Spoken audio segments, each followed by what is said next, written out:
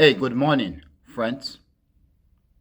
Today is Thursday, February the 6th, 2025, and the time now is 7:39 a.m. So, friends, I want to talk briefly about geopolitics. I want to talk briefly about a press conference that happened about, let's say, 2 days now between the Israeli Prime Minister Benjamin Netanyahu and the President of the United States, Donald Trump.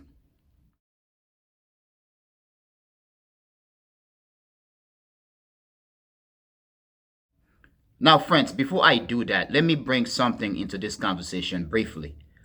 I made a video earlier, okay, last month or towards the middle of last month about the Donald Trump's inauguration, which happened on January the 20th, 2025, this year. And I stated that January the 20th, 2025, this year, was also Dr. Martin Luther King's Day. And I stated that Benjamin Netanyahu was supposed to attend the inauguration, but canceled the inauguration due to the fact that Donald Trump reposted a tweet that the economist slash historian slash scholar Jeffrey Sachs, in an interview referring to the Israeli Prime Minister Benjamin Netanyahu as a deep, dark son of a bitch. Now, I stated that the fact that Benjamin Netanyahu did not attend Trump's inauguration was not due to spite, okay, resulting from Trump reposting Jeffrey Sachs' insult of Benjamin Netanyahu, but both men basically planning the situation. Yet Trump posted the video to make it seem as if he and Benjamin Netanyahu were in a disagreement and that he was punishing Benjamin Netanyahu. Because one of the narrative that came out of the interaction was that the Israeli accepting the ceasefire plan, okay, or agreement, was due to the fact that Trump had been getting at Benjamin Netanyahu, and the fact that Donald Trump posted the insult of Jeffrey Sachs, okay, at or towards Benjamin Netanyahu was meant to teach Benjamin Netanyahu a lesson.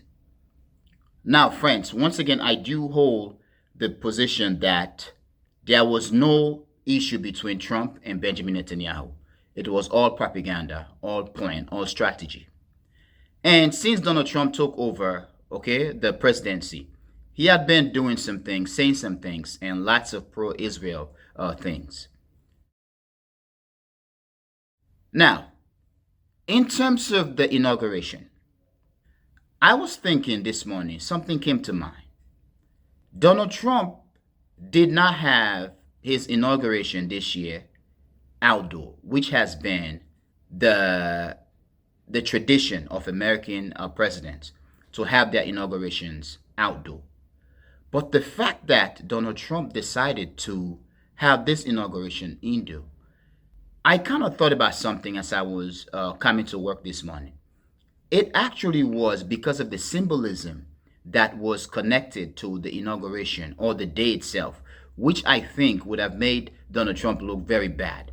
First of all, January 20th, 2025 was Martin Luther King's Day. When you think of Dr. Martin Luther King, you think of the famous speech in Washington, D.C., the I Have a Dream speech. And this year, there was also a prediction, okay, of the weather, the temperature being low, and the possibility that a lot of Trumpers were not going to attend. And then you get a lot of protesters, okay, anti-Trump protesters, would have made Trump look very bad. And Trump is a person that even since his first presidency continues to basically cry and throw tantrum about crowd size. Therefore, friends, I believe that the symbolism of Dr. Martin Luther King's Day would have basically been contradictory for Donald Trump. It would have made Donald Trump look bad. Now, friends, I hope you tell me what you think, and I really want to know what you think. But now let me go to the press conference that happened about 2 days ago between the Israeli Prime Minister Benjamin Netanyahu and Donald Trump. And the press conference itself had generated controversies that many people are talking about. In the press conference, Donald Trump referred to Gaza as a hellhole and stated that the people of Gaza, the Palestinians, are in hell. And he basically referred to Gaza as the Middle Eastern Riviera, okay? Like the famous French Riviera or whatever.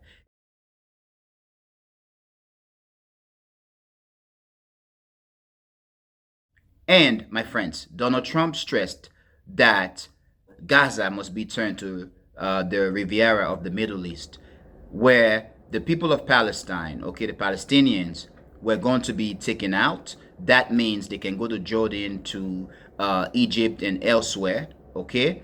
And that the United States is going to take over Gaza. The United States is going to own Gaza.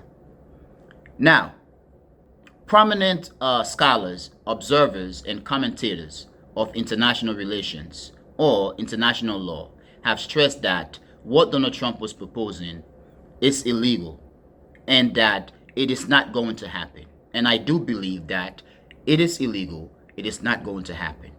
But prominent scholars, observers, okay, and commentators on international relations or of international relations have also stressed that what Donald Trump indeed is proposing is nothing but genocide and ethnic cleansing. And I do believe that it was or it is genocide and ethnic cleansing. But something that very much struck me, okay, wrongly, and it is very interesting. I don't know whether Donald Trump is just stupid or whether they are not briefing him, whether he is out of control and nobody can tell him anything. But perhaps it is because Donald Trump is actually getting old. Knowing Donald Trump, who, okay, he is, what he had been doing, and the fact that now he is showing signs of dementia or whatever, of age, perhaps he is just mimicking, he is just parroting what he has been told. And there are those who are saying that he was mimicking or parroting what Benjamin Netanyahu might have told him. I don't know, but I think what Donald Trump was saying, what he is proposing, is no accident. It is no stupidity. It is a plan. It is a strategy. They want to turn Gaza into a resort. Perhaps I could be wrong. Perhaps I could be right. However, the fact that he did that, one, I do believe it made the United States, okay? It makes the United States look very bad. And not only that, it is impossible and it's not going to happen. But given the might of the United States and the fact that the majority of the world, the global south, the Middle East is powerless to do anything about it, let's assume that it happens, that the United States takes over Gaza, the United States owns Gaza, and the Palestinians are kicked out. That basically means that the United States, as much as what is happening in Gaza, Israel is being blamed and reprimanded for it, and Benjamin Netanyahu, okay, there is an arrest warrant out for him. Israel is being called criminal and that what's happening in Gaza is a crime against humanity. And the United States is also being termed or declared an enabler. If the United States go and take over Palestine or Gaza, owning it, kicking out the Palestinians, then that means that the United States is now the criminal, the enemy, okay? That means the United States has just completely taken over the blame that Israel is experiencing, okay, that has been put on Israel because of what's happening in Gaza. It is now solely on the United States. Or we can say that a very significant amount of the blame is now on the United States. In this case, not only that the United States giving Israel bombs and guns, okay, to commit whatever acts it wants. Now the United States itself going over there and kicking out the Palestinians and taking over the land, which in itself is a modern reality, a current reality of our time, in real time, of imperialism.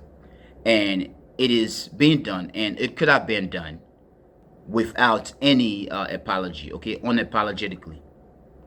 But friends, it is interesting, but upon coming back into the presidency, and even when he freshly took over the presidency, Donald Trump had been making threats, okay? He threatened to take over Canada, to make Canada the 51st state of the United States. He threatened Greenland, okay, to take Greenland, to buy Greenland, to the point where even Denmark had been pushing back. With all this, going at Gaza, making statements such as the United States is going to take over Gaza, and the United States is going to develop Gaza, and the United States is going to own Gaza. I don't know whether it is just cruel, it is just wicked, evil, or just pure stupidity. And I think, given what many had been saying about Donald Trump being dangerous, I think many people need to pay attention to these these statements that many observers have been saying or making about Donald Trump being dangerous. Okay? One prominent scholar stated that Donald Trump is a threat to world peace and world stability. Please tell me what you think about that.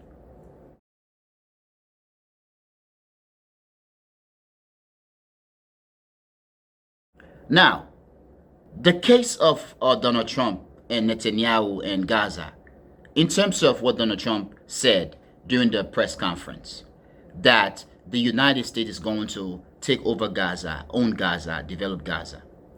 When Donald Trump made the statement about taking over, okay, owning, buying Greenland, there are many in the United States, the Trumpers, okay, Republicans, and even Trump himself, who stated the whole notion that the people of Greenland, about 50 or so thousand of them, will be happy to become part of the United States. But then let's switch the conversation back to Gaza. It is interesting that Donald Trump is talking about the United States taking over Gaza, owning Gaza, developing Gaza. Now, friends, by owning Gaza, by taking over Gaza, okay, by the United States developing Gaza, it should mean that Gaza would then be the 51st state of the United States, and that the Palestinians should automatically become citizens of the United States, which then means that Gaza and the Palestinians should be able to make their own law, make their own decisions as a state within the United States. It is very interesting, friends. On the one hand, Trump wants to take over Greenland and make the people of Greenland citizens of the United States.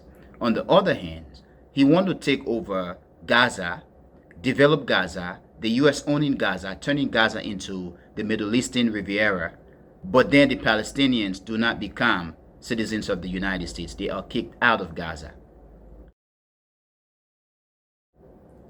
Now, friends, that is genocide. It is ethnic cleansing, and it is being stated, propagated, hinted, or done unapologetically by an American president. It is bad, and I think the global South needs to be worried. But during the press conference, Trump did mention that the population of Gaza is about 1,700,000 people, okay, that are going to be shipped out of Gaza. But it is said that prior to October 7, prior to the war, the current war between the Palestinians and Israel, that the population of Gaza was at least 2,300,000 people or so. So the fact that Trump is hinting, he is mentioning that the population of Gaza, which the United States is going to take out of the land, okay, are going to deport from the land when the United States takes over Gaza, making Gaza an American property. If that population is 1.7 million or 1,700,000, then it means that at least 400,000 to 500,000 people may have died or have been displaced from Gaza.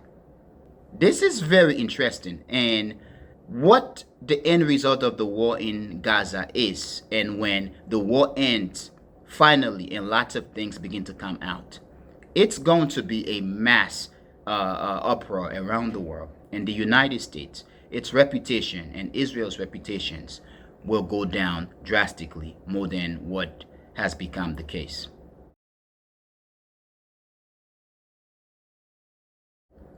Now, friends, please tell me what you think, and I really want to know what you think.